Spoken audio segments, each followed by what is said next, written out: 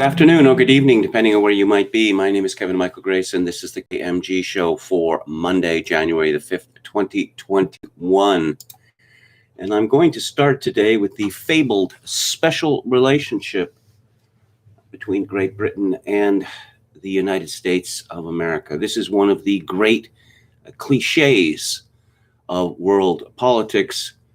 American presidents and British prime ministers will always refer fondly to the special relationship. Just how special it is has come under question in recent decades from people such as Peter Hitchens and others. Those of you who are old enough to remember the Falklands War in 1982 will remember that Alexander Haig, Secretary of State, and Jeane Kirkpatrick, American ambassador to the United Nations, were very keen on Argentina keeping control of the Malvinas and did all they could to ensure that Britain lost that war. There's a piece 2 days ago in the Mail on Sunday by Douglas Murray. He begins, any friend of America must wish Joe Biden well in his efforts to unite his country, but an honest friend must also admit that he starts his presidency in a truly feeble position. Never mind that the U.S. economy has in the past year been wrecked by the COVID pandemic, that unemployment has soared, and that homelessness on a developing world scale is now visible in many American cities. There is also the simple question of competence. On the day of the inauguration, former President Barack Obama tweeted a photo of himself and his former Veep with the message, "Congratulations to my friend, Joe Biden. This is your time." His time? Frankly, nobody in America, Republican or Democrat, thinks it ideal that Biden is starting the toughest job of all at the age of 78. Of course, left-wing broadcasters who dominate American television won't admit that Biden's presidency is not starting off strong. Openly gleeful at getting rid of Trump, they have gone so far as to broadcast bizarre and disgraceful music video celebrations about the victory. The networks have been happy to ignore the half of the population who didn't vote for Biden and happy to overlook the obvious flaws of the new administration. Take the fawning treatment of new Vice President Kamala Harris. The American broadcasters, like the BBC here, seem to be in love. One tough TV interview with her spent agonizing minutes quizzing her about her taste in comfortable shoes. We can expect much more of this in the next 4 years. There has been an attempt, I'll mention, to come up with a nickname for Kamala Harris, apart from all the rude ones about her, Mamala, which is passing strange because Kamala Harris is barren by choice. Murray continues, having been relentless in their criticism of Trump, the media will now behave like courtiers and servants at the palace of the Sun King. Expect endless praise of Kamala and Joe of their every move and outfit. Any criticism, it is already clear, will be either pro-Trump or somehow anti-woman or anti-minority. Given that Harris may well become president during the next 4 years, it is quite stunning that the American media has done almost no digging into what she actually thinks. During his first hours in office, Biden signed an executive order calling on all federal agencies to ensure that people who identify as the opposite sex should be free to use whatever changing room or restroom they wish to, and that school sports must sign up to combat discrimination on the basis of gender identity. There's something of the late Roman Empire about this, the arrogance of a ruling elite in terminal decline. The world's most powerful man gets into office at a time of unprecedented crisis, and one of his first priorities is to ensure that men who identify as women should be allowed to use female changing rooms and pulverize any woman he comes across in competitive sports, all in the name of equality, obviously. It didn't end well for Rome, and I fear it won't end for America. Of course, Biden has also ended Trump's ban on transgender troops in combat, and his executive order included, as I mentioned last week, a very curious language about banning discrimination of all forms of love, which is obviously good news for those who are in favor of polygamy and incest and pedophilia, and bestiality. But let's get to the Foreign Affairs department of this column and what Biden calls the question of the US-UK relationship. As one Conservative MP admitted last week, the trade deal that was being negotiated between the UK and the US while Trump was in office is now in trouble. As I've pointed out in these pages recently, Murray writes, the Biden team includes people who are deeply hostile to Great Britain and believe incorrectly that Brexit in some way abandons our commitment to the Good Friday Agreement. Just to remind you, the Good Friday Agreement was one which was forced on Great Britain by the United States, and it essentially means the victory of Sinn Féin in Ireland and all of Ireland, Sinn Féin being the political wing of the Irish Republican Army. It isn't just the Democrat Speaker of the House of Representatives, Nancy Pelosi, who takes this ignorant anti-British view. Senator Chuck Schumer will shortly be the majority leader in the new Democrat-run Senate. Last year, Schumer gave a speech for Sinn Féin alongside Jerry Adams and others, in which he declared that while the road to Irish unity is long and winding, it is now more within reach today than at any time. Sinn Féin was delighted to repost that speech in the past few days, along with a message from Schumer to the Irish Republicans, quote, I wish you the best in your critical efforts to build support for a truly united Ireland, unquote. The terrorists and former terrorists who run Sinn Féin are thrilled by such talk.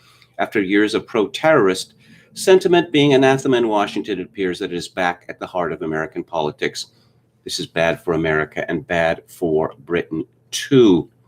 Remember, these people are dedicated to the breakup of our country, to the succession of Northern Ireland from the rest of the United Kingdom.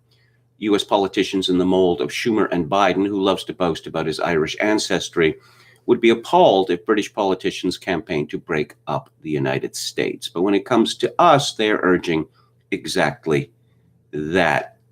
Now, it's my own view that Britain, or England in particular, would be much better off without Northern Ireland or Scotland, but that is for them to decide and not any other country. I'm reminded that for decades leading up to and beyond the Good Friday Agreement, it was the habit of the United States president to invite some IRA terrorist, such as Martin McGuinness, to the White House on March the 17th. Yes, Martin McGuinness, who boasted of killing Catholic civilians who were insufficiently servile to the IRA.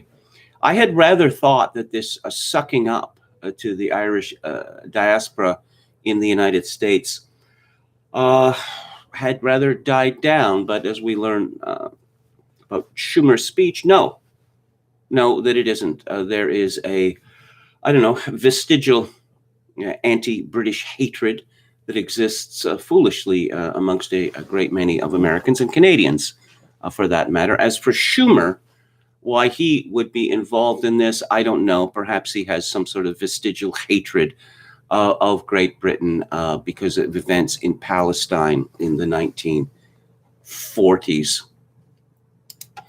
Hey, there's a certain topic I can't mention on YouTube. I think you all know what it is, and it has to do with election security. But I guess the rules are different for private companies. Of course, they're always different for private companies. Here is a piece from Sarah Ashley O'Brien, a fine Irish name, from CNN Business. Amazon is pushing for a milestone union vote to take place in person, despite the pandemic. The e-commerce giant filed a motion Thursday to delay the union election, which is set to begin February the 8th, so that the National Labor Relations Board can revisit its decision to hold the election by mail over the course of nearly 2 months instead of through an in-person event. Whoa. The NLRB said last week that the approximately 6,000 employees at Amazon's Bessemer, Alabama facility would cast a vote by mail, noting the health risks from the pandemic. In addition, a mail ballot election will protect the health and safety of voters, agency personnel, the party's representatives, and the public during the current health crisis. In filings this week, however, Amazon said that the NLRB decision regarding its decision doesn't specify what is considered an outbreak. Amazon said that the NLRB's acting regional director, Lisa Henderson, reached the remarkable conclusion that any level of infection or potential infection among employees counts as an outbreak. So CNN, Heather Knox, its spokesman, says the best approach to a valid, fair, and successful election is one that is conducted manually, in person, making it easy for associates to verify and cast their vote in close proximity to their workplace. Here.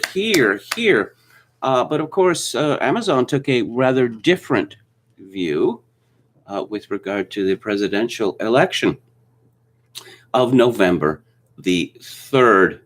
Knox continued, Amazon provided the NLRB with a safe, confidential, and convenient proposal for associates to vote on site, which is in the best interests of all parties: associate convenience, vote fidelity, and timeliness of vote count. Ooh. We will continue to insist on measures for a fair election, and we want everyone to vote, so our focus is ensuring that's possible. Yes, as always, one rule for me and another rule for thee. Let's see what's happening in the chat. Head McNeck says, Citizen Free Press headline today, the Biden swamp includes bagels. I almost spit out my coffee. Well, that's in relation to a story that, after Mass yesterday, the Biden family, including Hunter Biden, stopped off at some supposedly famous bagel place. And many people noted that this was the first mention, or the only mention in the mainstream media, of Hunter Biden, well, for many months, ever since the New York Post broke a rather spectacular story about his personal life and his business dealings. How about that, huh? Gamian says, this presidency has been every bit as clownish and fake as we expected. Hello, Professor Pohl. He says, Biden should make me colonial administrator of London. Roulette Cracked says, tackling the big issues first. William Hicks, unity and healing, when the Democrats win an election. Back in 2016, they were singing a different tune. Pelcasso 88 says, Enoch Powell was no fan of the USA. Yes, and one of the major reasons for that was that he figured out, clever man that he was, very early on, that the government of the United States was determined to hand over all of Ireland to the IRA.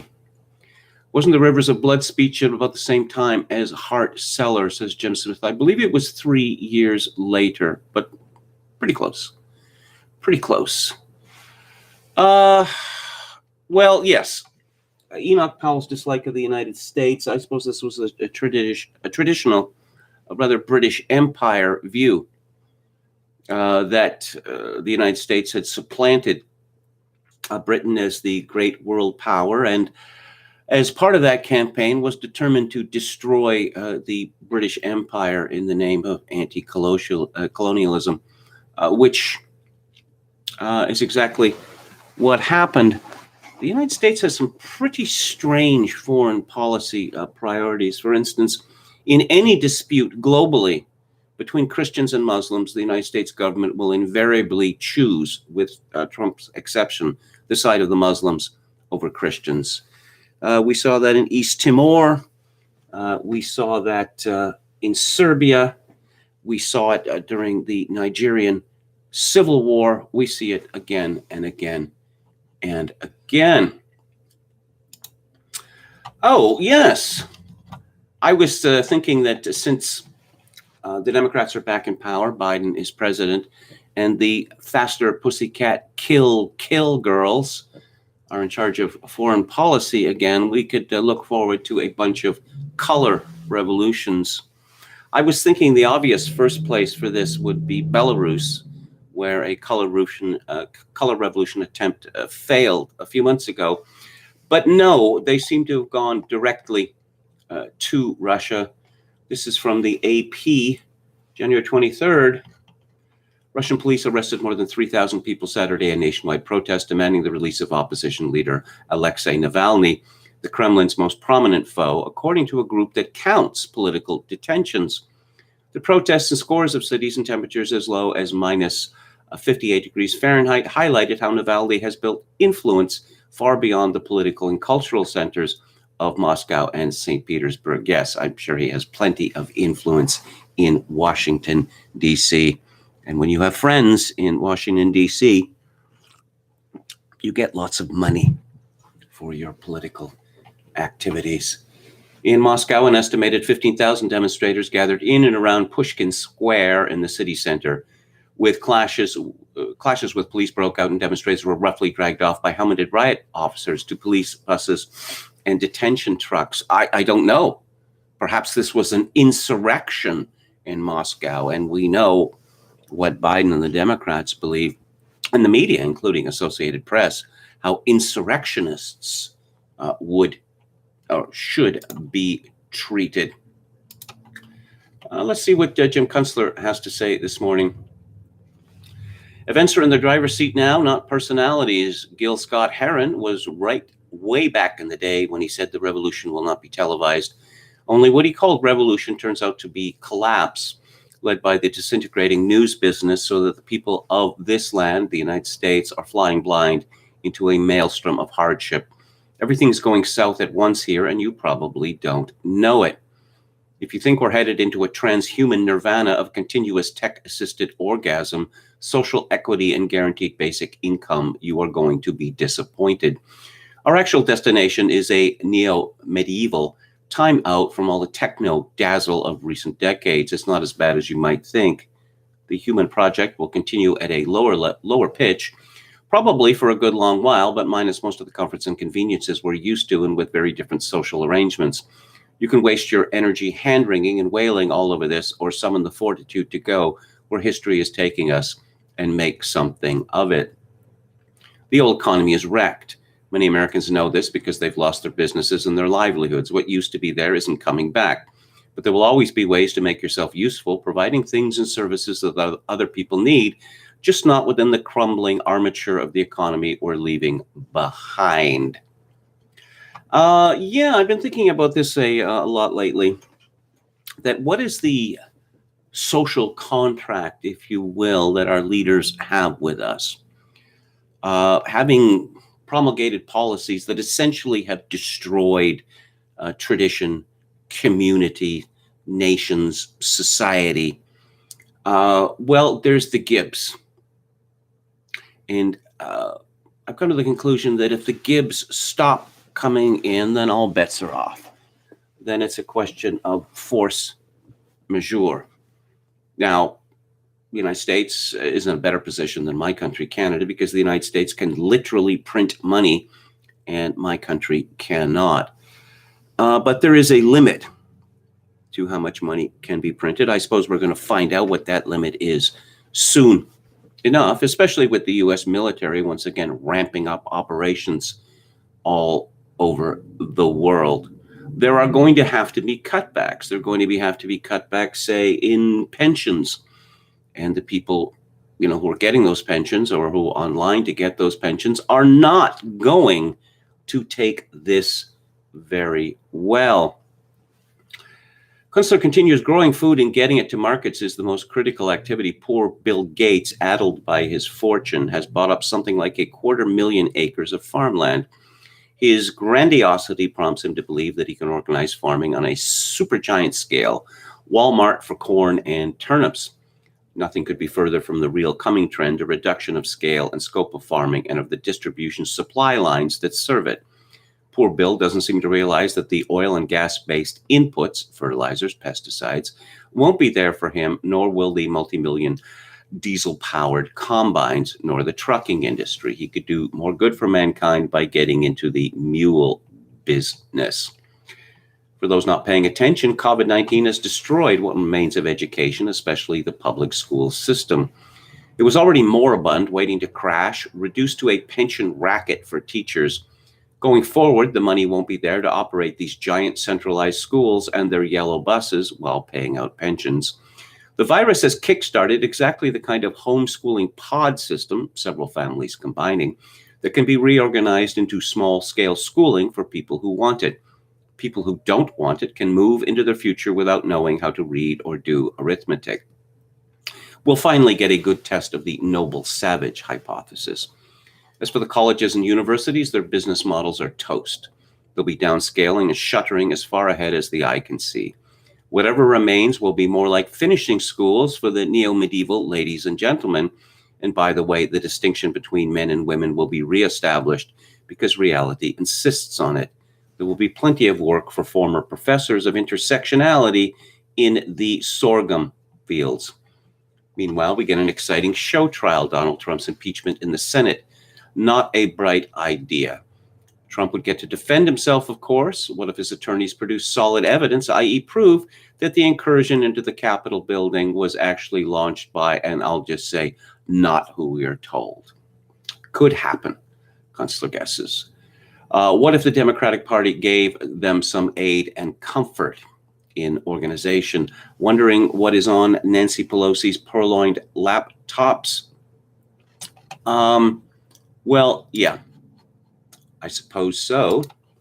I'm not going to bet on it. I'm not going to trust a plan when there is clearly there was no plan. But let's get back to the surreal world that we live in. This is from the Gateway pundit, Jim Hoft. Democrats announced Monday the Trump impeachment trial in the Senate will begin on February the 8th. Let's see, 19 days after Trump left office. Emerald Robinson announced the news Monday on Newsmax. There is also talk that Republican senators may choose a secret ballot so their voting base will not know how each member voted. I'm going to step out on a limb here and say that if the Republicans choose a secret ballot, there may not be a Republican Party in 2022. And Hoft agrees. If they do that, the party is over. It's already floundering after House leaders Kevin McCarthy and Liz Cheney blamed Trump for the violence in the U.S. Capitol on January the 6th. How stupid can the Republicans get? Well, let's just wait and see. I've often used the expression on this live stream, doing well by doing good.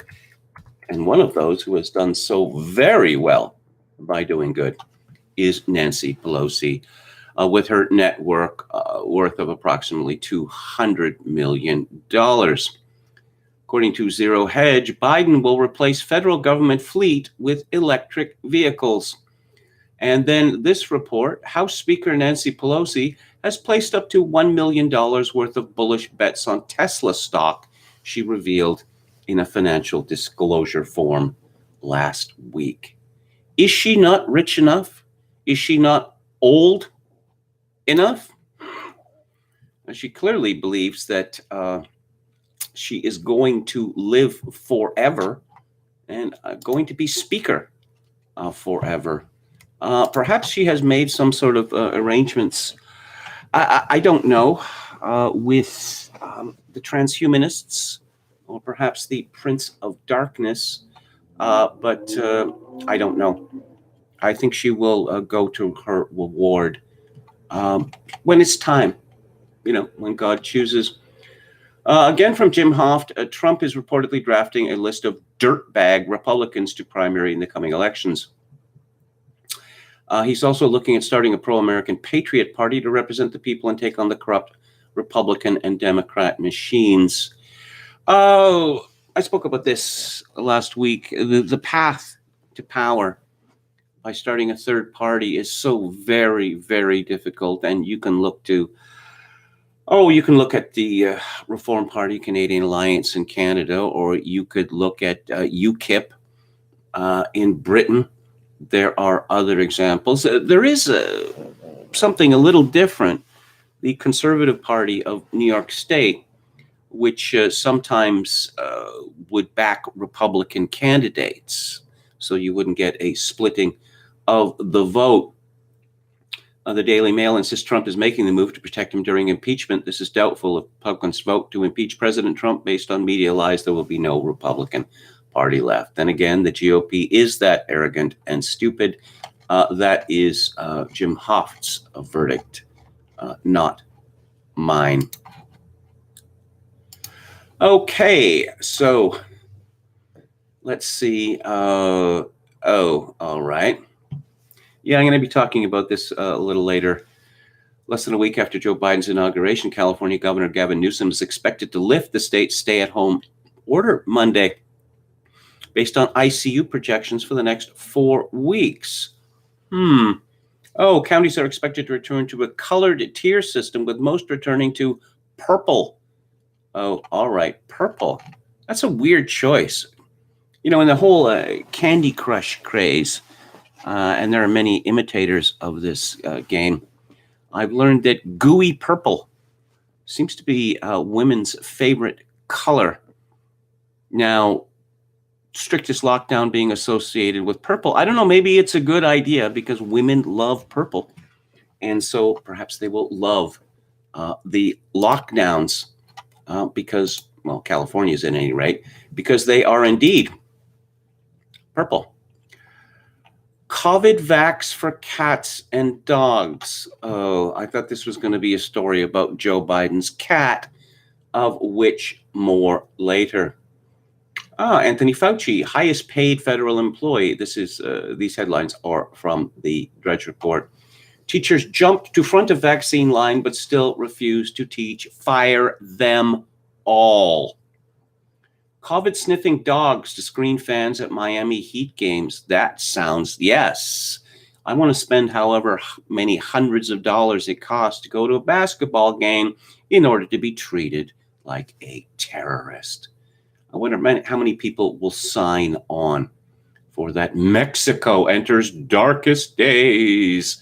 President infected. Is that the darkest days in Mexico? Is that what that means? Because one man gets a respiratory disease. Mexico has been torn asunder for some decades by narco gangsters, but they are as nothing compared to COVID-19. Oh, oxygen scarcity swells toll. Oh dear, gorilla gets antibodies. Okay. Are there a lot of gorillas around where you live? Not where I live, actually. I see that Tom Brady is going back to the Super Bowl. Congratulations to him. I was very dubious about him, signing on for another season. At the age of 43 years old now, he doesn't need to prove anything. And football is a brutal game.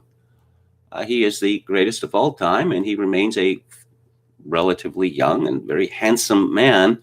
One would think there's many opportunities for him, besides the risk of, a concussion or a mangled leg every week.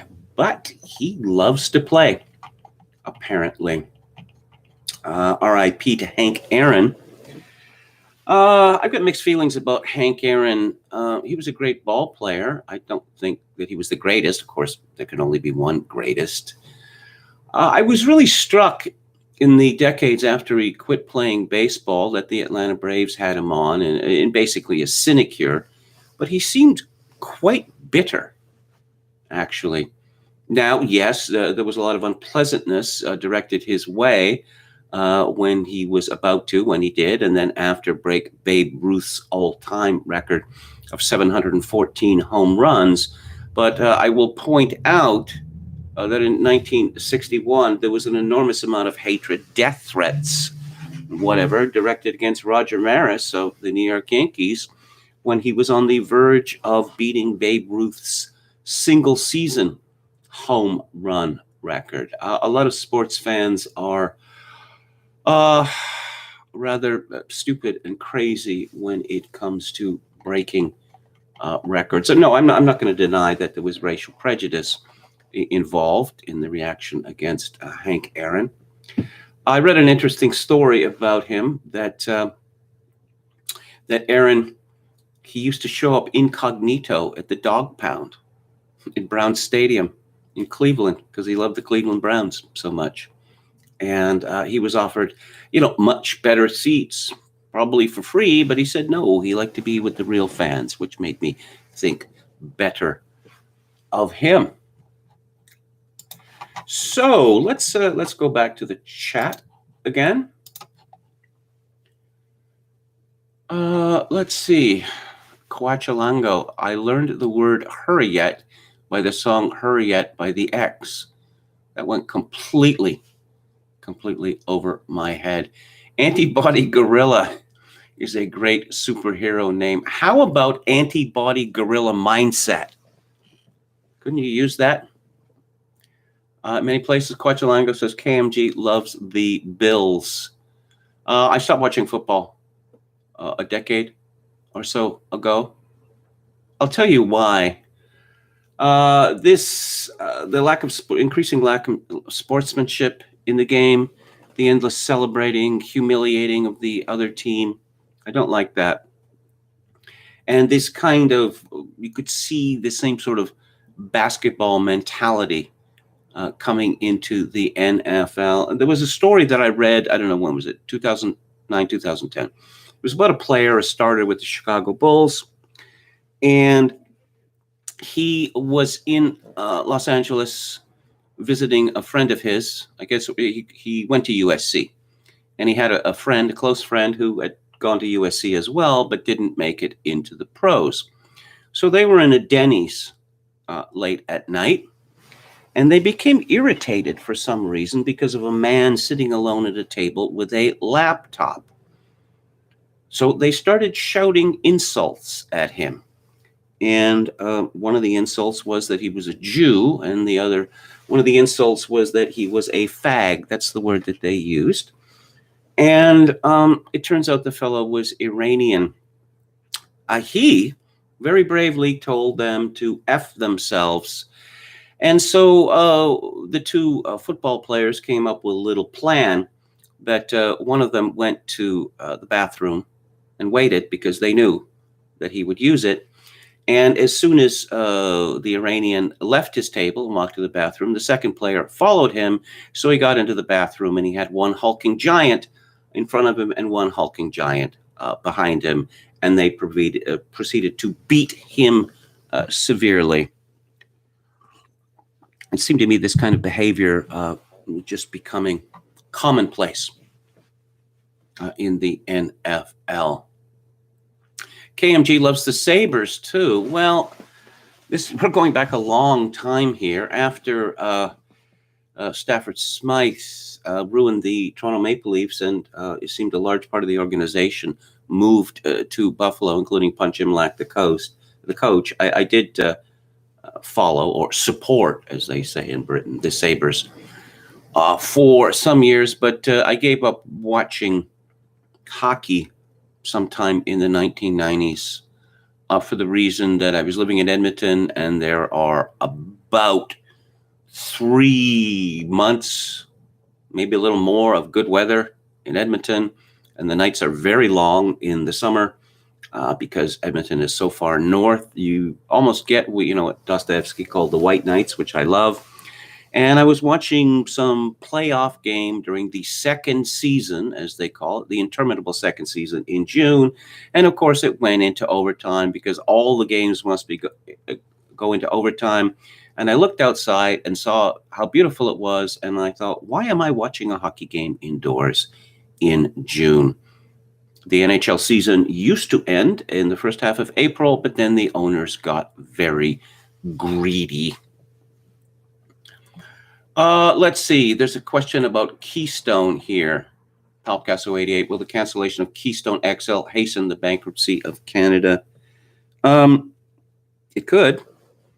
It could. It's very bad news for Alberta and Saskatchewan. It's very good news for Warren Buffett because he owns the trains that move the oil. Yeah, You don't think you could get to be as rich as Warren Buffett without having an awful lot of political power?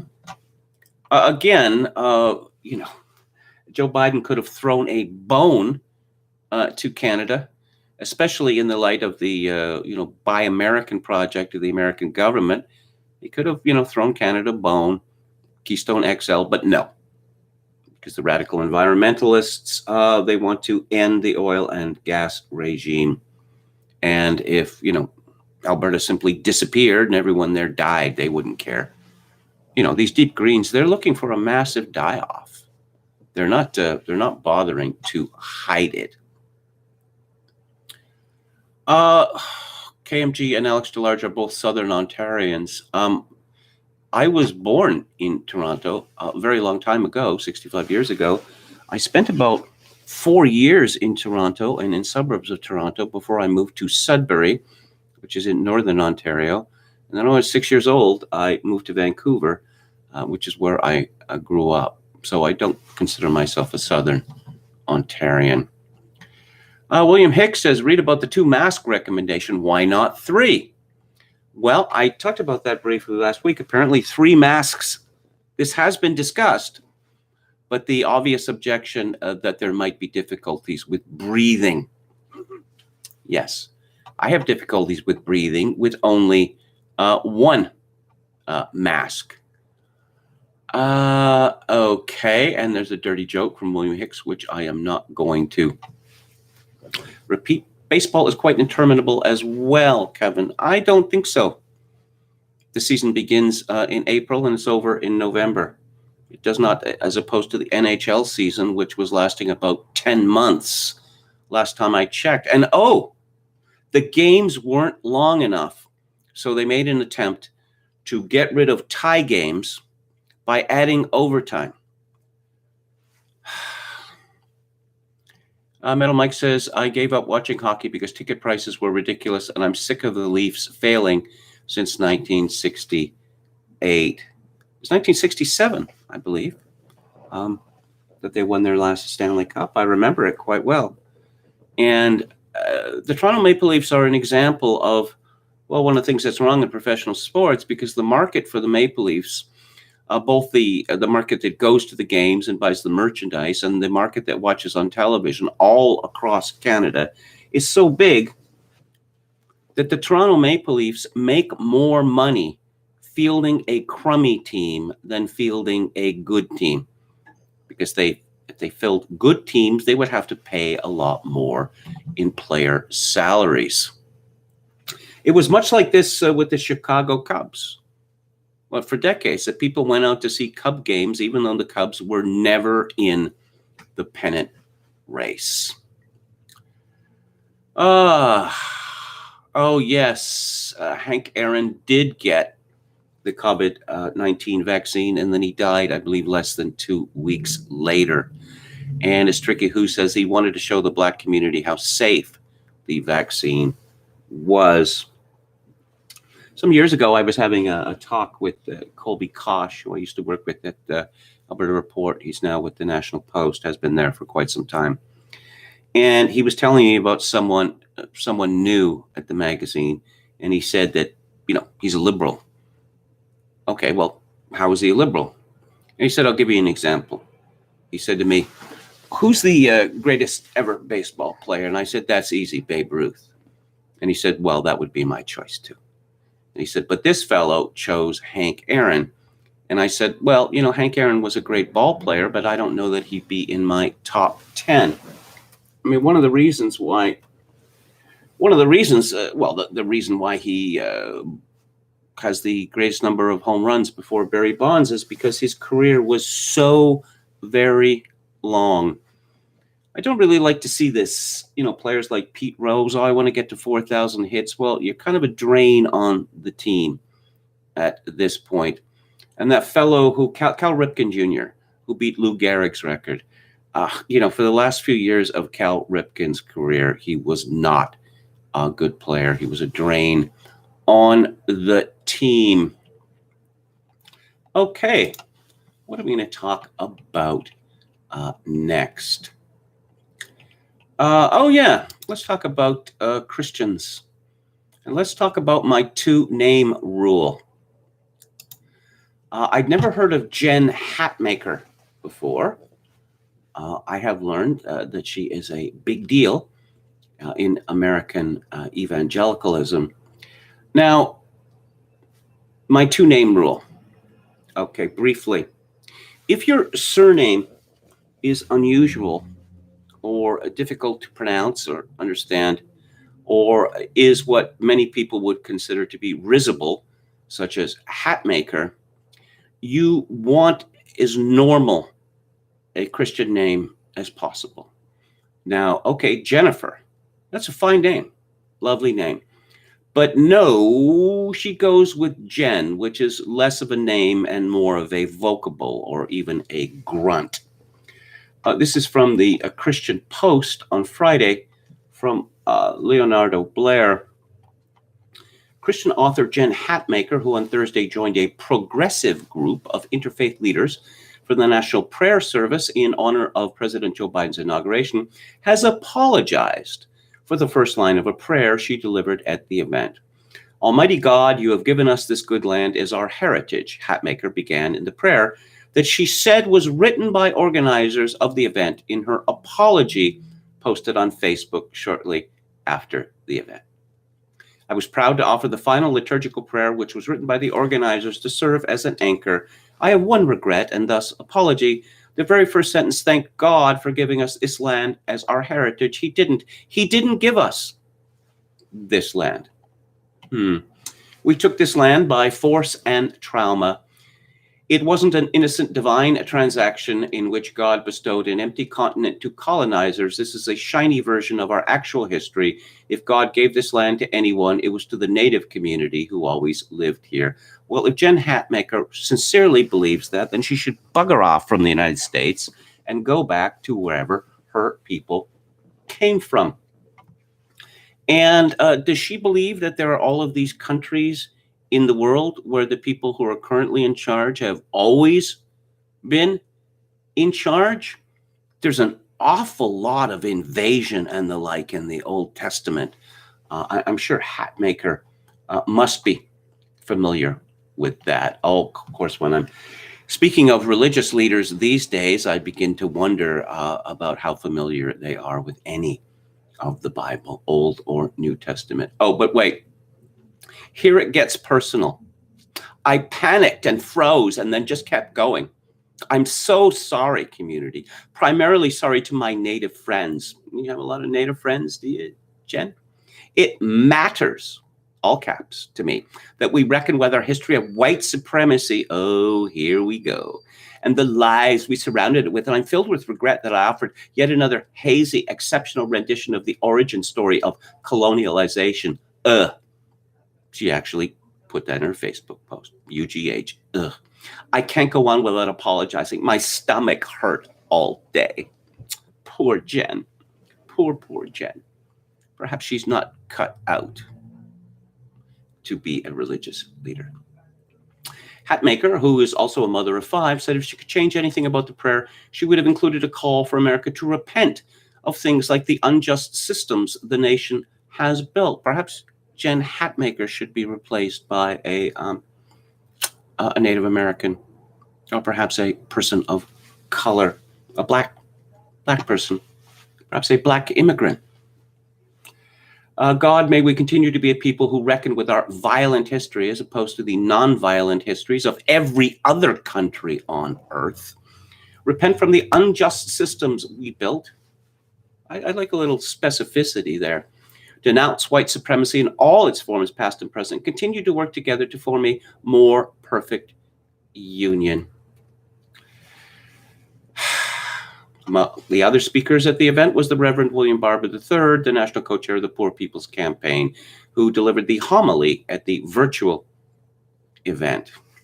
Okay, virtual event.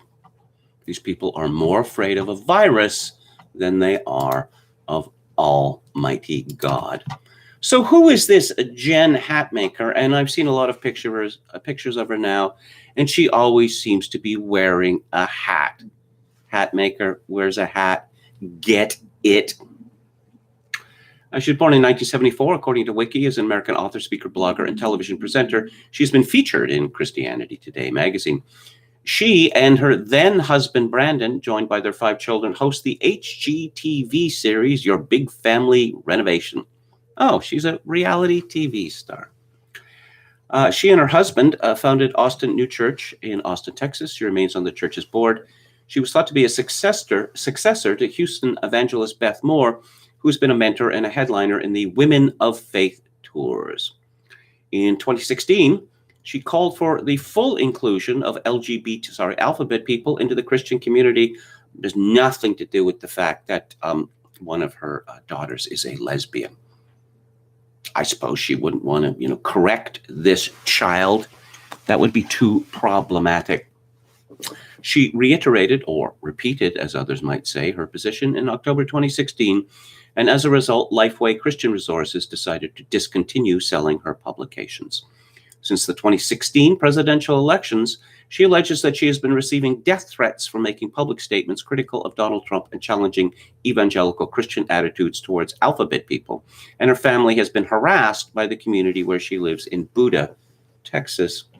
In September 2020, Hatmaker announced on her social media streams that she and Brandon are getting divorced and described it as completely unexpected. Was it really completely unexpected? I wondered. She said the divorce was completely unexpected and has left her shocked and brokenhearted, according to the Christian Post. Guess who filed for divorce? It was her. Yes, it was her. And what did St. Paul have to say about women speaking in church? This is the New International Version, which is not my favorite, but it's from the first book of Corinthians, chapter 14, verses 33 to 35. As in all the congregations of the Lord's people, women should remain silent in the churches. They are not allowed to speak, but must be in submission as the law says. If they want to inquire about anything, they should ask their own husbands at home, for it is disgraceful for a woman to speak in the church. That is, I don't think that could be any more straightforward, but nevertheless, for some decades now, it's been misinterpreted. It was a later interpretation. Oh, and by the way, St. Paul is the fellow who hijacked Christianity. Pauline Christianity is not real Christianity. I don't know. I used to see these shows, these religious shows, when I woke up in the morning, and there was always some bottle blonde on the stage. It seemed to me that evangelical Christianity has become largely female dominated in recent decades, and not to its benefit. But Jen Hatmaker decided to talk about her struggles on Facebook. And she said that what is keeping her going together now is therapy. Yeah, she said that.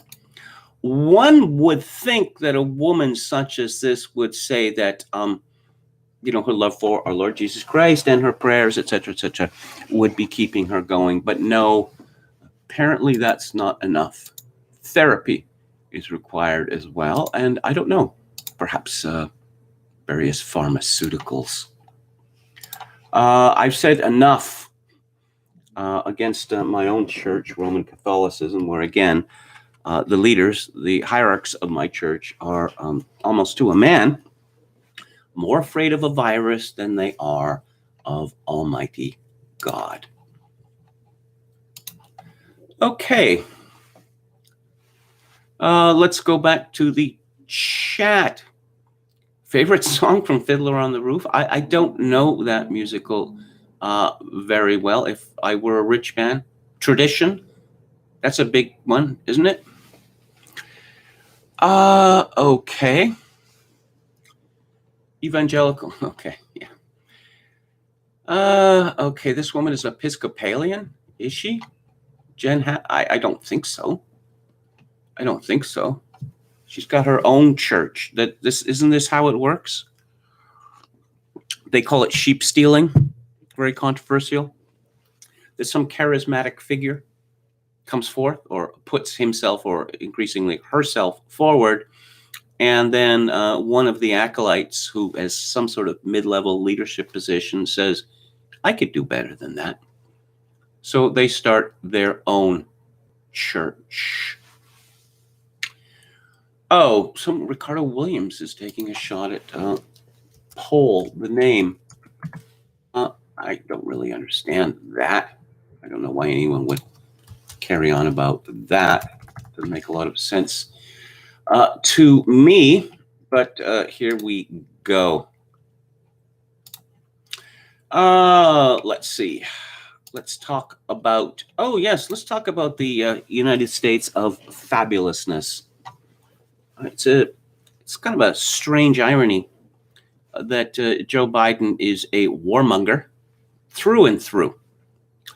And yet what he wants to do to the United States military, every branch of it, is to make it much less fit to actually fight wars. Although I read certain sources that in the future, it's simply going to be U.S. Special Forces and drones who are going to do all the fighting because there's very little, say, confidence in the U.S. Infantry. Here's a story from the Daily Mail. Women who enlist in the United States Air Force and Space Force will be able to sport longer hair, including up to 2 braids, a single ponytail, and bangs that could touch the eyebrows, the military announced. I'm very fond of bangs, or fringe, as they say in England. It doesn't seem to fit being a warrior, does it? The changes were made after senior Air Force brass heard feedback from women enlistees who say that the tight hair buns which they were forced to wear often resulted in migraine headaches, hair loss, and breakage, as opposed to, say, the breakage of your skull when a bullet passes through it, or when your helicopter crashes. Say, priorities, people. Men, however, must adhere to longstanding grooming requirements which ban them from sporting beards. Exceptions are made for those who wear beards due to religious requirements or other medical reasons. As I've mentioned before, I suppose I have that medical reason because I suffer from a skin condition, pseudofolliculitis barbae. But you can see I'm clean shaven because I don't like beards. So I've just struggled with my infirmity for decades now as best I can.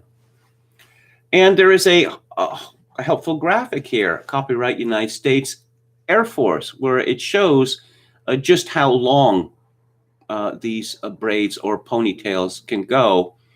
Basically, where the arm, the upper arm, meets the shoulder, right around the pits. That's how low it can go. I'm going to imagine we're going to see some pretty inventive styling happening in the U.S. Air Force from now on. Teammates, it's long overdue. Is that what they call soldiers now? Aviators, teammates? Said Joanne Bass, Chief Master Sergeant of the Air Force. Not all women have the same type of hair, and these standards need to reflect the diverse force that we are. Not diverse enough. What about afros? Why do Black women have to keep their hair short on top? I'm happy that we were able to accelerate this change for our airmen. I'm proud to say that we're only just getting started. Oh, I can't wait. And there's a picture here of the Chief Master Sergeant of the Air Force. And as is typical now, she has more fruit salad on her chest than Audie Murphy. Did she take down an enemy ship single-handed or something? How could this woman possibly end up with what appears to be over 30 decorations? Okay. The changes follow meetings held by the Air Force Uniform Board, whose members received input from thousands of women throughout the branch. One commenter on Facebook wrote, "As a curly natural girl, I'm so happy I can now protect my hair, have a proper headgear, and be in regs. What a great day. This is so awesome." 3 exclamation points, wrote one Facebook user. "Goodbye headaches, loss of edges, and breakages. Thank you, Chief." Another commenter wrote, "This is awesome." 2 exclamation points. "I resorted to cutting my hair short because I couldn't deal with the crippling daily headaches associated with wearing my hair in a tight bun all day." Yes. So the word went out amongst women in the United States Air Force that they could get this law changed by claiming about crippling migraine headaches. And so it came to pass. Did you see the pictures of the National Guard in Atlanta getting ready for what was supposed to be an insurrection that didn't happen? And I saw, about 30, 40 of them dancing the Macarena. Did you see that one? They were fat. Both the men and women were fat. And of course, when I see pictures of the graduating class at West Point, of the women, of which there are quite a few, a great many of them are fat. This is them at their beginning of their military career, and they're already fat, which does not augur well for the future. In stolen valor news, or not stolen valor, a rather silly controversy about Senator Tom Cotton. Guy Benson writes in Town Hall, "Over the weekend, a tweet caught my attention. It was published by radio host Hugh Hewitt, who seemed to be defending Senator Tom Cotton, Republican of Arkansas, someone he's regularly interviewed for years. Cotton is a decorated combat veteran, having signed up to serve on the front lines in Iraq and Afghanistan after graduating from Harvard Law School. So what was this scurrilous attack?" Hewitt had said that Cotton is rightly proud of his service with the 101st Airborne in Baghdad and with the Old Guard, and of his Ranger tab for Ranger School, but never confused units or his service, never claimed to have served in a Ranger unit. Scurrilous attack. So Salon, the website, is going after Tom Cotton because Salon is, well known for its love of the military, especially elite regiments such as the Rangers. Yes, and Cotton has his defenders, but he has, let's see, West Point graduate Eric Edstrom. Yeah. I don't know. I know that there's some sensitivity in the U.S. military about people of Ranger tabs, and some people in the Rangers insist that no, you're not a Ranger unless you serve in a Ranger unit. Others disagree. It's rather an accomplishment to graduate from Ranger School. And of course, I don't know. You remember the 4 years of Trump being mocked for not serving in Vietnam? You know who else didn't serve in Vietnam? Joe Biden. Strangely, that was never mentioned. Wonder why that could be. But in other, let's get to Liz Cheney here, and a rather amusing slap fight between her, who is one of the Faster Pussycat Kill Brigade members. This is from Breitbart. John Nolte. Representative Liz Cheney, Republican of Wyoming. Of course, she inherited her father's old seat. Her office mocked Representative Matt Gaetz's, a Republican of Florida, masculinity by saying he can leave his beauty bag at home. In Wyoming, the men don't wear makeup. Of course, there's more to it than this. Isn't this what we used to call gay baiting, says John Nolte? Oh, John Nolte is now very keen not to be accused of homophobia. Matt Gaetz adopted an adolescent Cuban boy. Oh, it wasn't illegal immigration. Whew. And this Cuban boy, who he lives with, just two of them, was the younger brother of supposedly an ex-girlfriend of his. A very creepy situation. Of course, Gates has now announced that he's getting married to a woman. Okay. Liz Cheney is already facing a committed 2022 primary opponent. On top of that, more than half the House Republicans have called for her removal as chair of the House GOP conference, and she's been censored back home for her impeachment support. I don't know. A man who carries a makeup bag, that's a hard thing to get out from under. The hard thing. Apparently, the beauty bag comment is based on a September 2020 Vanity Fair profile about Gates applying his own makeup prior to a public appearance. Okay, no. I suppose if one is an actor, then yes, putting makeup on would be something that you needed to do. And when I acted in plays in high school, I put makeup on. But then when I left the boards, I left makeup behind because men don't wear makeup. I suppose some of them do when they're on TV, but it's all very amusing. That said, I cannot bear Liz Cheney, and so I guess I find myself on Matt Gaetz' side. We've learned all about the fabulousness of Dr. Jill and the fabulousness of Kamala, or Mamala, as she's called. But wait, there's another new fabulous American who we're going to be hearing an awful lot about, and this is Ella Emhoff, who is Kamala Harris's stepdaughter, who is, she likes to wear weird clothing. Indeed, she likes to make herself look like, I don't know, a stereotypical old lady from olden times. It's, yes, and the story in the Daily Beast actually uses the word fabulous because that's what it's all about now. I don't suppose that RuPaul's star is going to be dimmed by the revelations of grooming, homosexual grooming of adolescents that went on in his show. I'm sure he had nothing to do with that or knew nothing about it. Ella Emhoff has taken to dyeing her eyebrows mauve, or perhaps she could have shaved them off and just used some sort of pencil to put them in.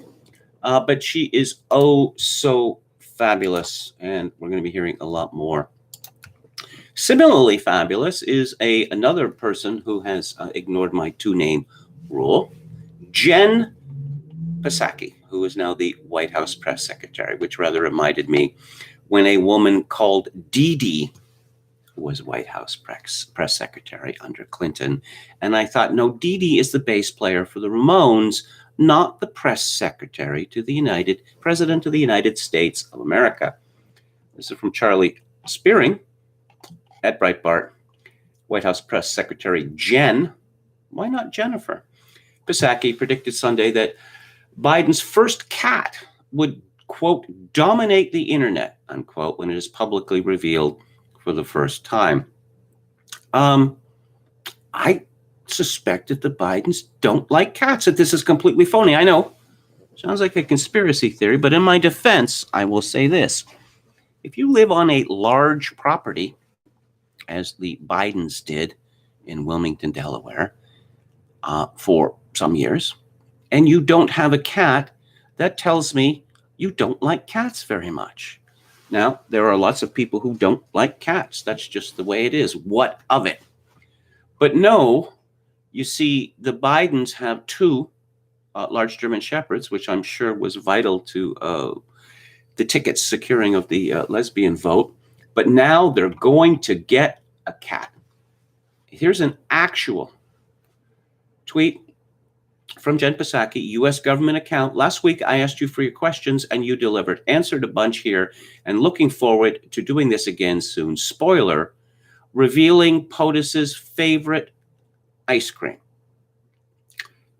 We were expected to believe last year that Kamala Harris was rather astounded that Joe Biden loves ice cream. And I attempted to explain at the time to Kamala, who of course did not grow up in America, that ice cream is very popular in that country. Oh, by the way, Biden's favorite ice cream is chocolate chip. This cat's going to dominate the internet whenever the cat is announced and wherever that cat is found. It'll have to be a rescue cat, of course. For this phrase rescue cat or rescue animal used to have a sharply different meaning. That is to say, dogs and cats are abandoned, often lonely highways or whatever, and some kind people go out there and they rescue these animals, which are often in terrible shape, and they nurse them back to health, keep them themselves. A rescue animal merely means now any animal you got from the pound, the animal shelter, the SPCA, whatever you want to call it. First Lady Dr. Jill Biden revealed to Fox 5 in September that she'd love to get a cat at the White House. Well, why didn't she love to get a cat at her large estate in Wilmington, Delaware? Bill Clinton didn't like cats, but yeah, they got a cat called Socks. Remember that? Everyone was carrying on about Socks. I wonder whatever happened to Socks. And let's move on to a more serious subject here. Again, from John Nolte. Here's what Biden said about COVID-19 on Friday. There's nothing we can do to change the trajectory of the pandemic in the next several months. Wait, what? This is the fellow who lambasted Trump repeatedly during the campaign for not having a COVID plan. He, Biden, had a COVID plan, which was obviously going to be, in that phrase I hate so much, a game changer. Turns out he does not have a COVID plan, because what would his COVID plan be? Stare intently at the virus and say, "Be gone." Was that his plan? Because I get the impression that a lot of people who complain about various political leaders think that that should be the plan. You're just not making it clear sufficiently to COVID-19 that it had better leave town by sundown. Yeah. Nolte continues, in fact, so far all Biden has done to stop the coronavirus is institute a stupid federal mask policy, a policy that he and his family have already violated. Oh, and he's also promised to vaccinate 1 million people per day, which the Trump administration was already doing. Biden's vaccination goal is especially hilarious when you remember that just last week, the Biden administration told CNN that Trump left them with no vaccination plan. The truth, however, is that Biden's vaccination plan is to adopt Trump's vaccination plan. Biden's other coronavirus plan is to take $1.9 trillion from U.S. taxpayers and distribute it to the rich. Then, of course, there's also Biden's apparent plan to infect as many members of the military as possible with the coronavirus, as he continues to use them as props to pretend all Trump supporters are terrorists. And here's a convenient tweet from Joe Biden, October 15th. We're still 8 months into this pandemic, and Donald Trump still does not have a plan to get this virus under control. I do. Who's advising this man? There's nothing that we can do to change the trajectory of the pandemic in the next several months. I suppose the honesty is admirable, but you say that you have a plan and you mention various things which aren't going to do any good. You don't, in effect, say that, no, I have no plan. I mean, no one could, affect the trajectory. Oh, you mean like Donald Trump couldn't? He didn't have a magic wand in a drawer? in his Oval Office that he selfishly refused to use. Back to California. It's a Biden miracle. This is Christina Lila of Gateway Pundit. California Governor Newsom lifted the strict regional stay-at-home order from all regions across the state, even though COVID cases and deaths are rising. The 7-day average of new cases is higher now than it was in early December when Newsom imposed the regional lockdowns and curfew. Now, I suspect that Newsom did this because he's facing a recall effort. On the other hand, it's possible, and I hope that it is true, that Newsom simply realized that lockdowns don't work. That would be, if the governor of California were to come to that conclusion, that would be truly excellent news. Meanwhile, in other places in the world and other places in the West, the reaction against these lockdowns has turned violent. This is from Associated Press yesterday. Mike Corder and Peter de Jong. At Dateline The Hague, rioters set fires in the center of the southern Dutch city of Eindhoven and pelted police with rocks Sunday at a banned demonstration against coronavirus lockdown measures, while officers responded with tear gas and water cannons, arresting at least 55 people. Police in the capital of Amsterdam, also used water cannon to disperse an outlawed anti-lockdown demonstration. Is that not an insurrection? On a major square ringed by museums. Video showed police spraying people grouped against a wall of the Van Gogh Museum. It was the worst violence to hit the Netherlands since the pandemic began, and the second straight Sunday that police clashed with protesters in Amsterdam. And this from the Straits Times, from Agence France-Presse. 9 people are arrested in Denmark on Saturday after demonstrations against the country's coronavirus restrictions turned violent. Okay. In my own province of British Columbia, is the sainted Dr. Bonnie Henry, is she being criticized? Dr. Henry just said she needs our help to drive BC's cases down. Respectfully, again, Dr. Henry, we need your help to get there. We can't mandate masks in schools. We can't order pub closed. We can't stop people from taking unnecessary trips. Again, what can you do for us? Yes, life must come to an end. Life must come to an end. Perhaps there's just, again, on the island where I live, Vancouver Island, in the last few weeks, they have been stacking bodies like cordwood. But the last time I checked on this island, a rather large one, where 800,000 people lived, 11 people had died since the beginning of this pandemic. Not much of a pandemic here in Vancouver Island or in British Columbia, for that matter. Dr. Henry, I can't put a mask on my daughter's teacher or her classmates. You can. Stop putting this on my shoulders. Show some leadership. Get actual layers of protection in our classrooms. Stop making excuses. Do you get the impression that a lot of people are actually enjoying this? Because I do.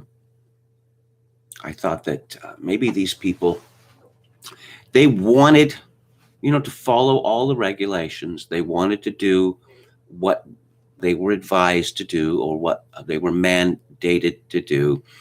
And, it was a burden, but eventually the burden would become unnecessary and life would begin to get back to a word we used to use called normal. I now strongly believe that a great many of these people, including these people raving on Twitter, who are both men as far as I can see, are enjoying this. That it is sadism that we are now talking about. This is from Connor Chaplin at Lockdown Skeptic. Government extends coronavirus laws without telling anyone. Because democracy. You remember hearing a lot of talk about democracy around the time of January 6th? Well, no, health bureaucrats can simply change the law whenever they like. They don't have to do it in public. Such is democracy. According to the Telegraph, the government has quietly extended lockdown laws to give councils the power to close pubs, restaurants, shops, and public spaces until July the 17th of this year. Prime Minister Boris Johnson said that it's too early to say when we'll be able to lift some of the restrictions. Health Secretary Matt Hancock said on Sky News that we are a, quote, long, that's 3 longs, way off lifting lockdown restrictions, unquote. Yeah. The Spectator has commissioned a poll that has returned alarming results. Sample size of 2,000 saw the public quizzed on the current lockdown restrictions and vaccines. For now, there appears to be a majority support for the current government restrictions, with 62% saying the restrictions are more helpful than harmful to society, compared to 24% who think they are more harmful than helpful. One of the effects of this on me is I'm simply going to laugh in the face of the next person who talks to me about our great love for liberty and freedom, or even free speech, or talks about equality. Oh, really, equality, where you have essential businesses and non-essential businesses. That doesn't sound very equal, does it? The Daily Mail reports that Boris Johnson will soon be announcing a draconian new Australia-style quarantine system for all arrivals to the country. Children's mental health continues to deteriorate. Golly, I thought the children were our future. But no, a bunch of middle-aged people, including fat men like Doug Ford, their almost wholly irrational fear is clearly more important than the educational futures and the mental health of our children. This is from Talk Radio. Neil Oliver tells the host, Mike, how his teenage daughter's generation are asking, what's the point? As the result of the coronavirus lockdown, they've internalized the idea that none of this is going away. Perhaps they are wiser than the rest of us. Let's see. There's a publication called Quillette, which is part of the Dark Enlightenment. And so they have a very lengthy piece by Christopher Snowden, who describes himself as a libertarian. So how would a libertarian react to lockdowns? Well, if you're Canada's most famous libertarian, Andrew Coyne, you cheer them and demand more. And Christopher Snowden is cheering the lockdown as well, because that's what libertarians are like. And of course, these people who are against the lockdowns are cranks. And I rather suspect that there are going to be moves to suppress the free speech of those people who are lockdown skeptics. There's a picture of Milton Friedman here. Nothing so permanent as a temporary government program. Well, yeah, this is amusing to me because, you know, tax withholding, well, you've all grown up with tax withholding, but tax withholding did not exist until the Second World War in America. And guess who invented this idea? Where you have to pay the government first, and then maybe the government will give you some money back at the end of the tax year. Why, the self-same Milton Friedman, who was a low-level bureaucrat at the time. There is a disgusting campaign going on in Britain where essentially you're shown someone dying with an oxygen mask on, and it's your fault because you went outdoors. Essentially, well, that's what the campaign says. And I guess a lot of people were angered by this. And so parodies have arisen. Look in the eyes of and tell him this is a crying child why his father committed suicide. And collapse economy, starve children, destroy lives. Look in her eyes and tell her why her business collapsed. Look in the eyes and tell him why he can no longer feed his family. Look him in the eyes and tell him why his cancer wasn't caught early enough. Look her in the eyes and tell her why she can't see her own family. The Daily Express has reported that a group of psychologists have written to their professional body objecting to the government's use of fear tactics. From Her Majesty's government and the NHS, a very apocalyptic looking poster.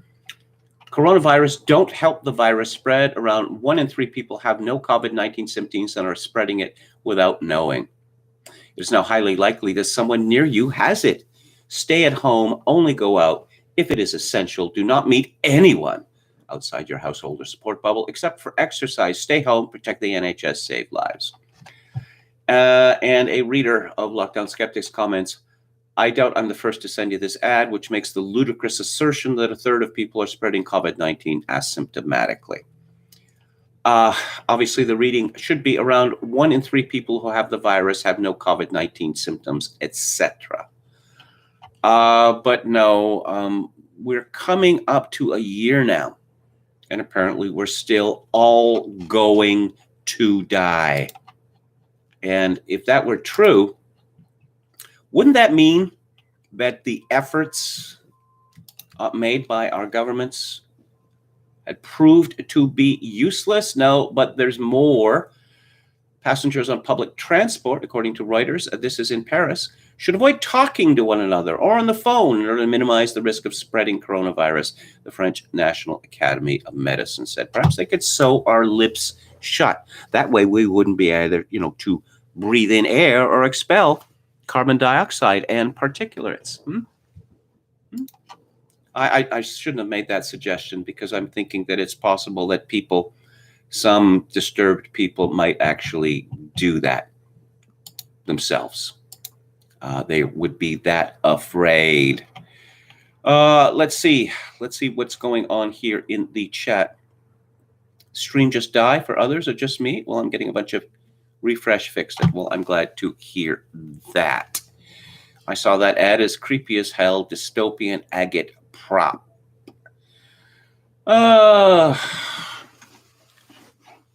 Gamian says there was another white son who snitched on his father for participating in the Capitol events. Jokerkin 666, working class people seem to be the least susceptible to the COVID hysteria. What I hear from the United States, what I hear from Toronto, what I hear from Britain is that Black people are least susceptible to the COVID hysteria. And thank you, Black people. Thank you. I'm going to move on to James Burnham in just a minute, and no booing, no groaning allowed. It won't take long. Before I do, I'm going to go to Alex Berenson. And again, so Hank Aaron takes COVID-19 vaccine, is dead less than 2 weeks later. I'm seeing very little in the mainstream media about, 1, safety of the vaccines, and 2, efficacy of the vaccines. Berenson's pinned tweet. Meanwhile, overdose death figures are coming in for 2020. They are horrific. Maricopa County, which is Phoenix, had at least 700 more deaths in 2020 than 2019, with 550 more to be investigated. Cook County also expects deaths to rise at least 750. San Francisco reports 699 overdose deaths, a rise of around 60%, nearly 1 death for each 1,000 residents. It is now obvious that the rise in overdose deaths, not the total number, just the rise in the U.S., will, in numbers, outstrip the overall COVID death toll in people under 50. That comparison takes no account of other lockdown deaths, or the fact that COVID deaths are substantially overcounted in people under 50. Lockdowns kill. Experts say there is not enough data yet to know how long COVID-19 vaccines provide immunity for. Director Anthony Fauci said at this stage there's not enough data to determine, etc. Berenson comments, now they tell us. So BioNTech Group is hoping for a year of immunity, a whole year, from a vaccine that takes at least a month to work, puts many recipients on their backs for days, and may have side effects that make repeated dosing impossible. Okay. President Biden on COVID-19 and vaccine distribution. This is from C-SPAN. I feel confident that by summer we're going to be well on our way to heading forward herd immunity. Berenson comments, excuse me, now herd immunity is a thing we're allowed to talk about? Paging Dr. Atlas. I'm going to be talking about Philip Glass in a few minutes, but before that, more from James Burnham's The Machiavellians and Why Should You Care About This Book? Well, as I say, it's the book who tells you how the world really works. What you were told by our leaders, our educators and the like, particularly about democracy, it's all lies. And it is all lies which are created so the hegemony is not disturbed. Burnham writes, the ruler type is not distinguished by Machiavelli from the ruled by any moral standard, nor by intelligence or consistency, nor by any capacity to avoid mistakes. There are, however, certain common characteristics that mark the rulers and potential rulers and divide them from the majority that is fated always to be ruled. In the first place, the ruler type has what Machiavelli calls virtue, what is so improperly translated as virtue. Virtue is a word in Machiavelli's language that has no English equivalent. It includes in its meaning part of what we refer to as ambition, drive, spirit, or in the sense of Plato's, the will to power. Those who are capable of rule are above all those who want to rule. They drive themselves as well as others. They have that quality that makes them keep going, endure amid difficulties, persist against dangers. They are those whom Marlowe's Tamburlaine is talking of. Quote, are souls whose faculties can comprehend the wondrous architecture of the world and measure every wandering planet's course, still climbing after knowledge infinite and always moving as the restless spheres wills us to wear ourselves and never rest until we reach the ripest fruit of all, that perfect bliss and soul felicity, the sweet fruition of an earthly crown, unquote. The ruler type has usually strength, especially martial strength. War and fighting are the great training ground of rule, Machiavelli believes, and power is secure only on the basis of force. Even more universal, a quality of the ruler type, however, is fraud. Machiavelli's writings contain numerous discussions of the indispensable role of fraud in political affairs, ranging from analyses of deceptions and stratagems in war to the breaking of treaties, to the various types of frauds met with daily in civil life. In the discourses, he generalizes that from mean to great fortune, people rise rather by fraud than by force.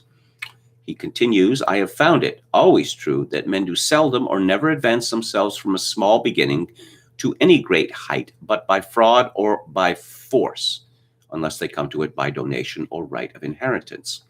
I do not think any instance is to be found where force alone brought any man to that grandeur, but fraud and artifice have done it many times, as is clear in the lives of Philip of Macedon, Agathocles the Sicilian, and several others, who from mean and inconsiderable extraction came at length to be kings. Xenophon, in his History of Cyrus, insinuates the necessity of fraud when he represents how all Cyrus's actions and negotiations were full of fallacy and deceit, and that it was that way that he conquered his kingdom, and not by bravery and force, by which he implies that no prince can do any great matter without that art of dissembling. And indeed, I am of opinion that from a mean and base fortune never came any man to be very great by downright generosity and force, but by fraud alone there have been many, particularly a John Galeazzo, who by that alone wrested the government of Lombardy out of the hands of Messer Bernardo, his uncle. And the same courses which princes are forced to in the beginning of their authority, the same courses are taken by commonwealths at first, till they be settled in their government and have force sufficient to defend themselves. Rome, which either by chance or election took all ways to make itself great, was not without this. And what greater cunning or artifice could it use in the beginning of its greatness than what it did take and is mentioned before? The combination of force and fraud is picturesquely referred to in the famous passages of The Prince, which describe the successful ruler as both lion and fox. Quote, you must understand that there are two ways of contending, by law and by force. The first is proper to man, the second to beasts. But because many times the first is insufficient, recourse must be had to the second.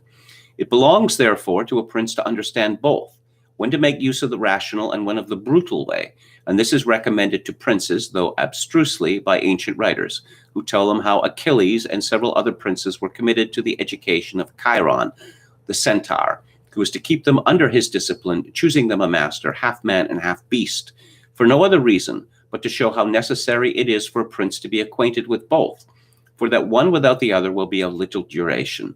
Seeing, therefore, it is such importance for a prince to take upon him the nature and disposition of a beast, of all the whole flock, he ought to imitate the lion and the fox, for the lion is in danger of toils and snares, and the fox of the wolf, so that he must be a fox to find out the snares, and a lion to fright away the wolves, but they who keep wholly to the lion have no true notion of themselves. Finally, political man of the ruler type is skilled at adapting himself to the times. In passage after passage, Machiavelli returns to this essential ability: neither cruelty nor humaneness, neither rashness nor caution, neither liberality nor avarice avails in the struggle for power unless the times are suited.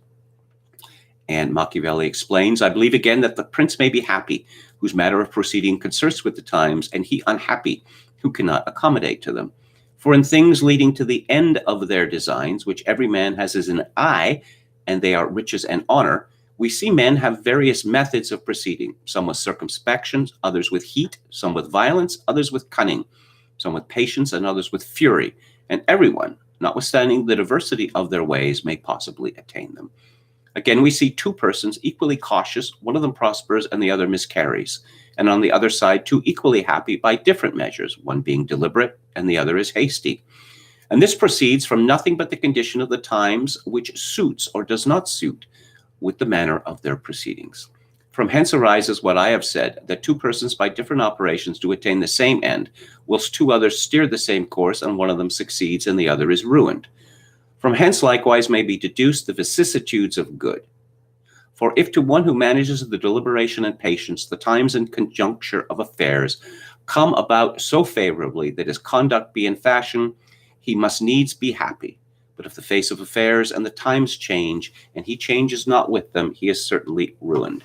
And tomorrow, I'll begin discussing Machiavelli's conception of history. And I'm going to go to Music Monday, second edition of this, in just a minute. But let's go to the chat. Roulette Crack says, attending BLM protests gives you immunity.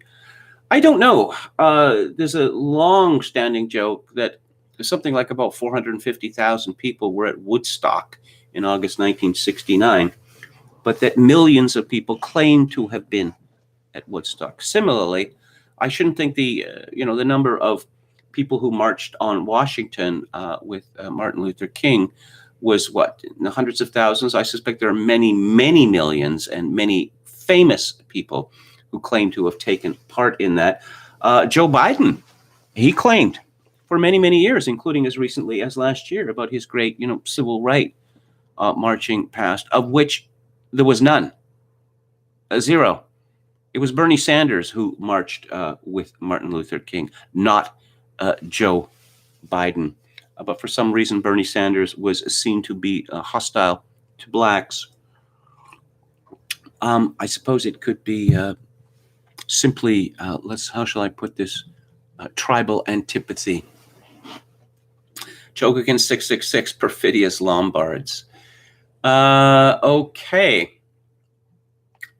And I'm now going to talk about Philip Glass, who is my favorite living composer. That sounds like a backhanded compliment, but I certainly don't mean it to be. Philip Glass was born in 1837. So he is 83 years old. And his birthday is coming up in 6 days' time. It struck me some years ago that it had been 40 years since I had bought my first Philip Glass records. And I will get to that in just a minute. Philip Glass is referred to routinely as a minimalist. He disdains this typology. I don't know. It seems to me to be useful if people get to be called, one group, and people understand what that means, particularly in an age when classical music is not considered very important in the culture. Let's put it this way. There are probably about a handful of serious music composers who, for the last half century or so, who have actually been popular. And one of them is Philip Glass. I would go further to say that to a very large extent, Philip Glass is the man who saved us from the tyranny of the serialists. Glass is obviously a very intelligent man. His father owned a record store, music store, and Glass he entered the University of Chicago at the age of 15. And he studied mathematics and philosophy there. He was introduced to serialism, as everyone else was then. And his early compositions were dominated by it because that was the law. There was no getting away from it. He went to Juilliard, and he went to Paris, where he studied with Darius Milhaud and Nadia Boulanger. He got a Fulbright scholarship. I suppose it would be easier and take less time to mention 20th century composers who did not study with Nadia Boulanger. A word about serialism. 12-tone or dodecaphonic music, which was invented in the early 20th century by Arnold Schoenberg. And Schoenberg had kind of a messianic appeal for many people at the time and afterwards. He had been an echt romantic composer, which you can hear in what I consider to be his masterpiece. So it's an early work, his Verklärte Nacht, Transfigured Night. Schoenberg founded a school, the New Vienna School, and its two greatest acolytes were Alban Berg and Anton von Webern. Webern died in 1945. He was shot to death accidentally by a drunken American soldier. And Berg died, about 10 years before that. Of all the serialists, the only one who has actually had any kind of genuine popularity, there are a few pieces by Schoenberg which get played besides Transfigured Night, would be Alban Berg, specifically in his operas Wozzeck and Lulu. Webern, perhaps the most influential of them all, and I suppose he represented a kind of ideal. When the first collected edition of his works came out, CBS Records, Pierre Boulez, a great champion, 3 CDs, 3. Webern died before his time, but not that far before his time. Now, I suppose from a fairly early age, you could say that Philip Glass was not satisfied with serialism. I mean, it's fairly obvious now that serialism nearly killed off serious music. Well, two things. One, serialism, and two, the Academy.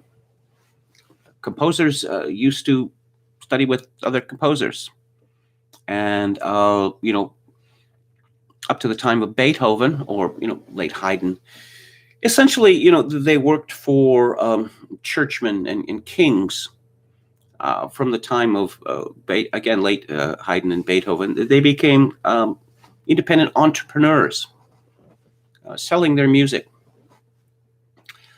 And it was only in the 20th century that, yes, of course, composers, and instrumentalists as well, that they have to go to schools. And they have to go to schools for long periods of time. And since the so-called new music was never popular, and my word, the elite tried to shove it down our throat for more than half a century, it was never popular. Those people who wrote serial music, they could not thrive as independent entrepreneurs, so they went into the academy, where you had a steady job, a steady paycheck, and year after year of captive audiences. Glass was unhappy with this. He could have gone down the academic route. He was certainly well suited for it, but he had larger ambitions than that. He studied Indian music intently as well. And I suppose he ended up as a Buddhist, a Jubu, as they say, as a result. Now, it is in the late 60s that Glass begins to make a name for himself, and then we see a tremendous controversy here. Glass, along with others in this kind of experimental music, were attracted to the art scene, particularly the art scene of New York City, where they found people who were more amenable to music which was disdained by the Academy. And Philip Glass and Steve Reich, who is one of the very few genuinely popular composers of the recent half century, they met, they became friends, they became close, and they worked together. And then they fell out spectacularly. And it was over 40, they were estranged, totally estranged for over 40 years. Reich is also considered a minimalist, although I'm sure he probably doesn't like that term either. Here's the story as I understand it, that Reich and his followers took against Philip Glass because it was their belief, the belief of others, that Glass had been very much influenced by Steve Reich, but would not acknowledge the influence and insisted that he was, he was his own lonely furrow. But, I'm glad to see these men, in their late 70s, finally burying the hatchet. Since Glass didn't go to the Academy and his music was unknown and considered experimental, well, he had to do other kinds of jobs. Cab driver, plumber, mover. Yeah. You don't, one reads in the past of the, tremendous struggles of certain composers, like Haydn, who's generally not associated with struggle. When his voice broke, he was a chorister at St. Stephen's Cathedral in Vienna, and he was literally thrown out into the street. When you have a musical industry which is based on the Academy, no, there's not going to be much in the way of struggle there. And it seems to me that the struggle that Philip Glass endured for quite a few years, it led to strength in his case. How was Philip Glass going to get his music performed? Well, he created his own unit called the Philip Glass Ensemble, which has been associated right from the beginning to this day with Michael Reisman, the leader of the ensemble and conductor, recording engineer. And these concerts of his ensemble, they began to make friends who would become later famous and influential. And David Bowie and Brian Eno are two names. Music in 12 Parts is one of the first records that I bought, the Philip Glass record. He was signed by Virgin Records, Richard Branson's company, in the 1970s. I guess he was seen as a crossover artist. I find Music in 12 Parts to be rather difficult to listen to.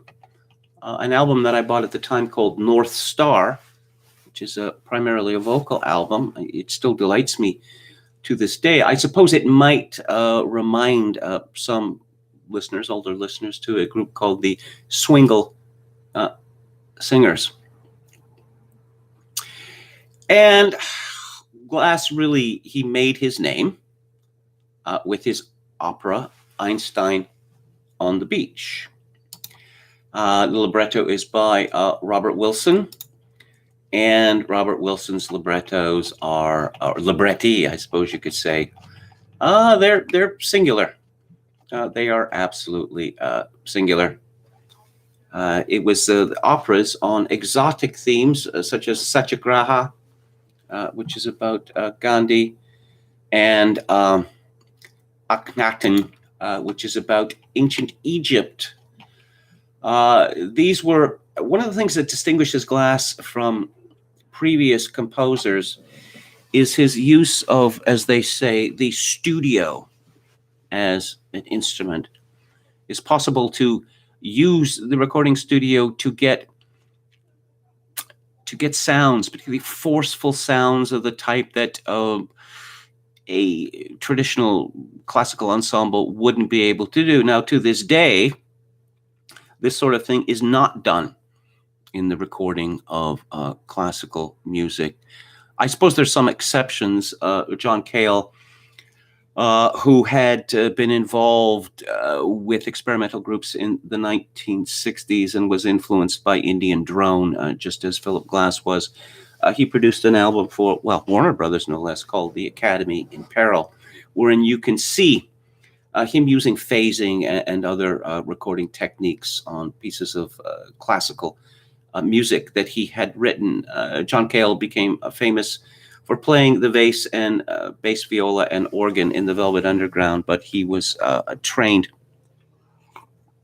in the academy and a scholar on both the viola and the organ.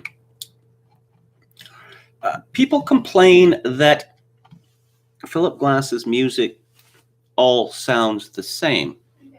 I suspect, in decades to come, when people become more familiar with it, they will stop saying that. I mean, it's true enough when people are exposed to, say, the music, say the piano or the keyboard music of J.S. Bach, people who are unfamiliar with it will say that it's all the same. People who are introduced to, say, the piano concertos of Mozart tend to say they sound all the same. And, there's certain techniques, use of repetition, ostinatos, and the like in Glass, which means that, just tremendous advantage to him, that his music is instantly recognizable. Although I've noticed, listening to music scores and even television commercials, that there seems to be a growing cottage industry of people aping his sound. The minimalism of Glass's early works, it represents an enormous departure.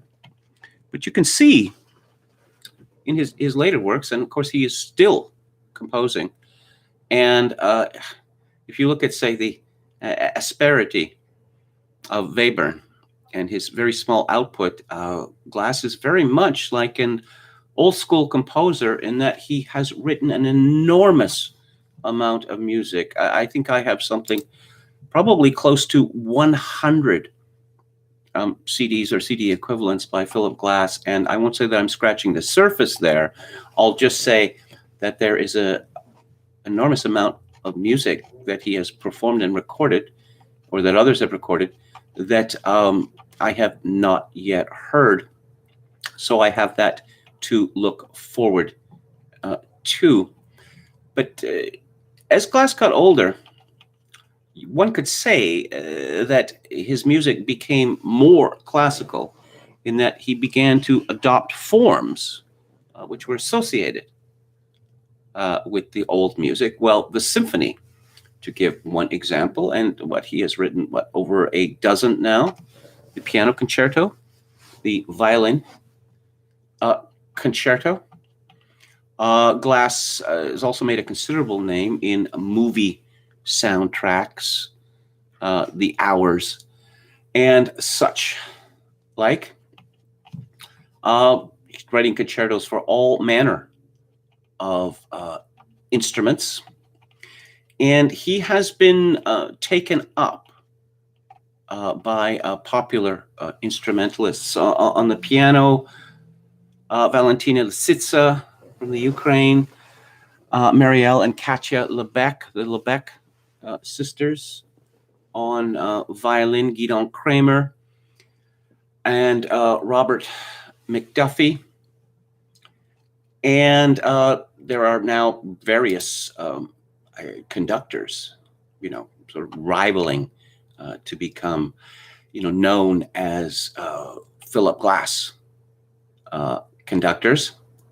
And I suppose Dennis Russell Davis with the Bruckner Orchestra and elsewhere are in the lead for that. I see, yes, he's up to 12 symphonies now, so he managed to surpass the 9 symphonies curse, which has claimed so many other composers.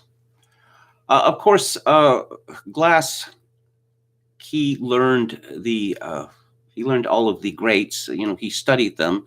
I know a lot of people were rather surprised when he started writing in traditional forms, but, well, why not? And he knew this music inside out. How to approach Philip Glass? Well, Glass collaborated. He wrote symphonies based on 2 albums by David Bowie that Brian Eno were heavily involved in, Low and Heroes. So we have a Low symphony and a Heroes symphony. You could start with that. Philip Glass in the 1980s made a rock record, and he had a lot of big names on it: Suzanne Vega, Paul Simon, David Byrne, etc. And he said a very interesting thing at the time, because there is this cross-fertilization going on, but it tends to be rather shallow at one end. You will hear Paul McCartney referred to as a classical composer. Paul McCartney is not a classical composer. Paul McCartney cannot read music. Paul McCartney does not know how to orchestrate. Oh, he made a couple of suggestions for instruments when the Beatles were being produced by George Martin, who is a classically trained musician. But what Glass said is that I can do what they do, but they cannot do what I do. And this is exactly true. If you listen to his soundtrack for the movie Mishima, which praise of which I have sung previously, you get all manner of different kinds of music. But as I said in the video that Kevin Steele did for my essay on it, you get this kind of, you get like salon music, and you get this kind of like Japanese surf music, like The Ventures. Very, very exciting. Of course, Glass's score for Reggio's movie Coina Scazzi is very popular indeed. And of course, Reggio's made a trilogy, Scazzi trilogy, and Glass wrote music for all of them. He also wrote a very beautiful score for La Belle et la Bête, replacing the original much loved music, and also for the first Warner Brothers Dracula as well. So if you're going to start with Philip Glass, there is quite a popular record, Glassworks, which you can pick up for not very much money, which is like middle period Philip Glass. It is very moody, very romantic, very mysterious, very beautiful. There are various collections of his work. None Such put a box set out, as did Sony, with whom he was associated for many years. And but they are, it is the nature of such things that they go out of print. But of course, you're never going to be short of Philip Glass CDs, or actually a lot of his music has come out in what they call high def, 24-bit. 24-bit, 44 kilohertz, going all the way up to 192, which is much the best way to listen to music, because all of the shortcomings associated with the 1644 of the CD standard have been left behind. With high definition recording and reproduction at 24-bit, this is far superior to vinyl, with none of the obvious defects of vinyl. Going back to what I was saying at the beginning, I think we owe Philip Glass a real debt, because obviously there were other minimalists involved, Arvo Part being another composer, like Polish composer, whose music actually became genuinely popular and was a biggest surprise. But the rise of the serialists and the academics, it had pretty much killed music, and serious music is very much still in a desperate situation, because it is considered a museum. Now, there's a reason why, say, J.S. Bach was forgotten for decades. To give just one example, because his music came to be seen as old-fashioned. And right up to, I would say, let's say the 1930s, there was a quest for novelty in music, new sounds, new kinds of arrangements, et cetera, et cetera. But the serialists and the academics shut the door on that.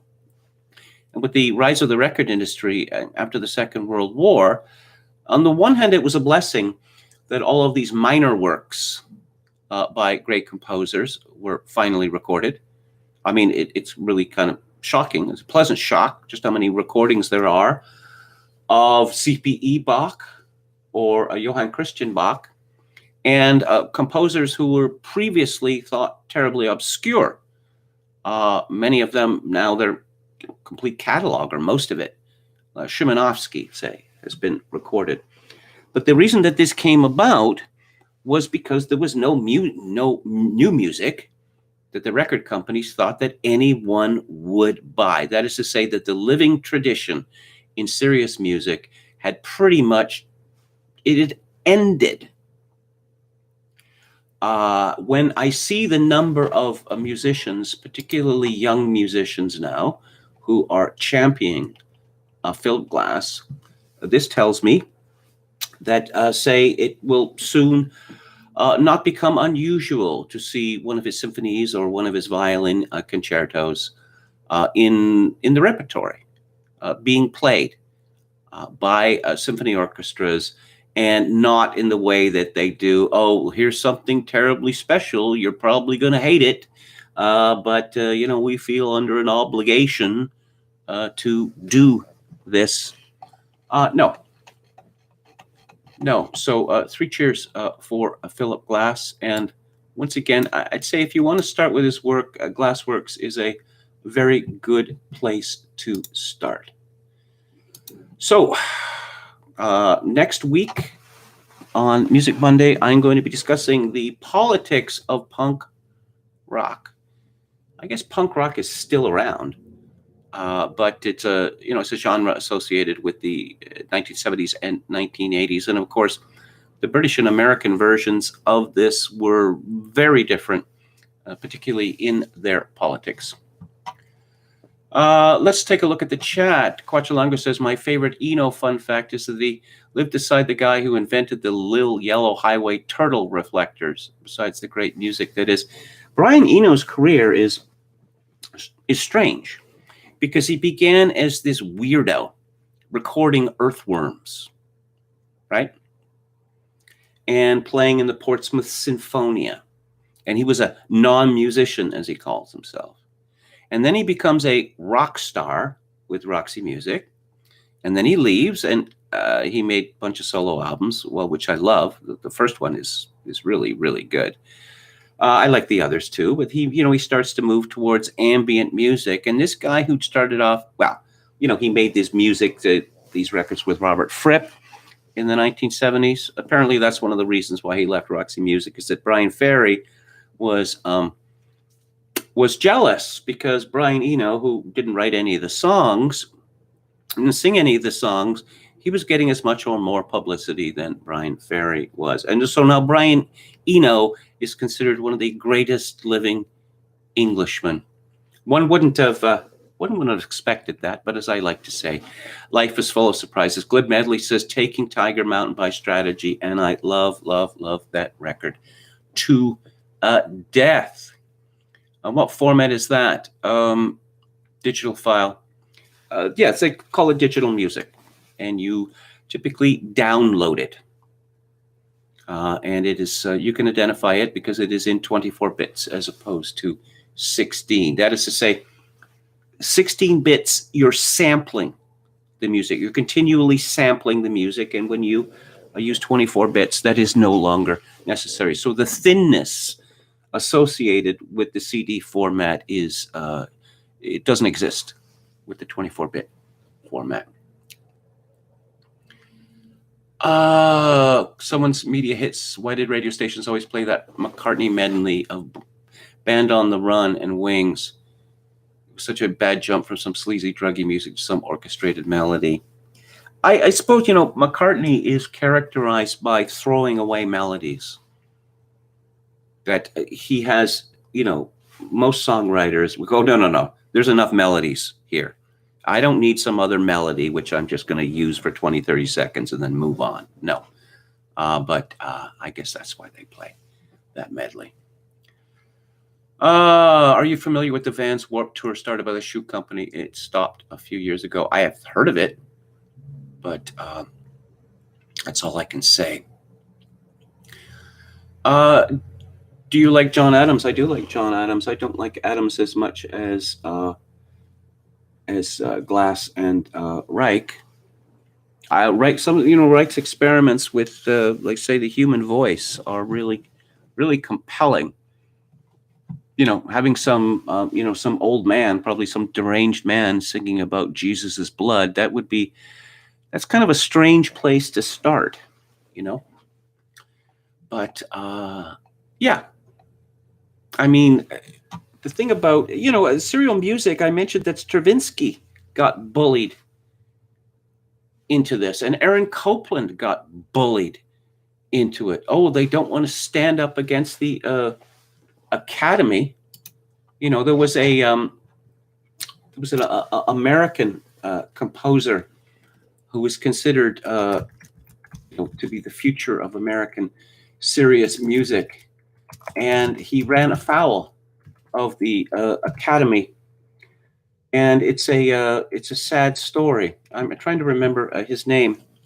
He's generally associated with Menacchi, the Italian, who he had a close association with. Samuel Barber.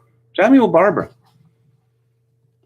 Barber's great, but Samuel Barber's career was blighted by the fact that the critics and the academics said, "Oh, this is passé. We've moved on from music that people like." Yeah, that's how bad it had become.